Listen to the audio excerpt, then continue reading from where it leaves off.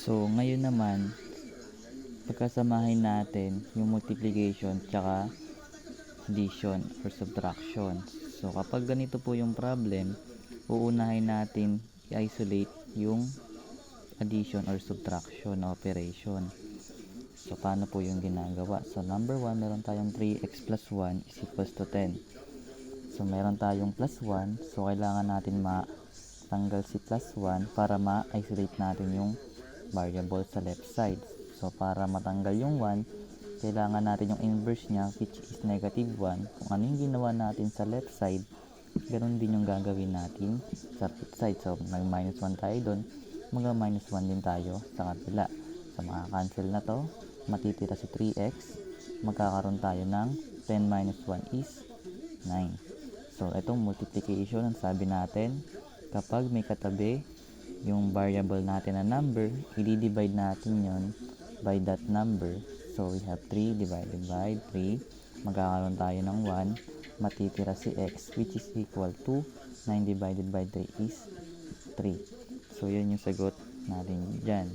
So, to check, we have 3x plus 1 is equals to 10. So, ang value natin is 3. 3 times 3 plus 1 is equals to 10. 9 plus 1 is equals to 10. And 10 is equals to 10. So, tama yung sagot natin.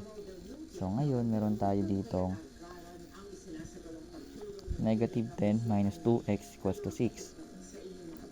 So, meron tayong minus 10 na constant. Kailangan natin lipat siya sa kabilang side.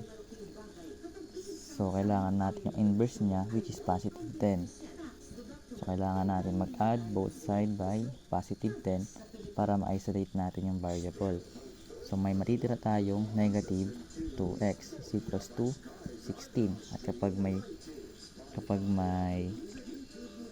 multiplication tayo, may variable, kailangan natin i-divide by that number, which is negative 2, para matanggal yung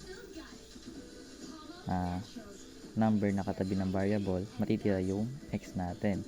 Tanggal na rin syempre yung negative kasi negative divide negative is positive. So, dito meron tayong 16 divided by negative 2.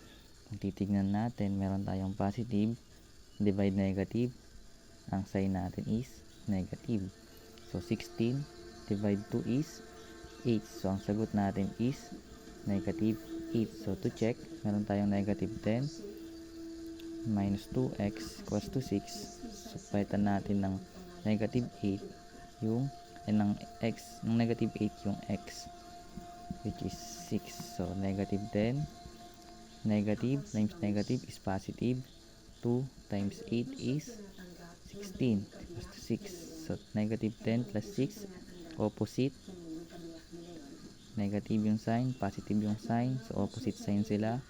So, kailangan natin i-subtract yung numbers. So, 16 minus 10 is 6. Sinong opposite na sign?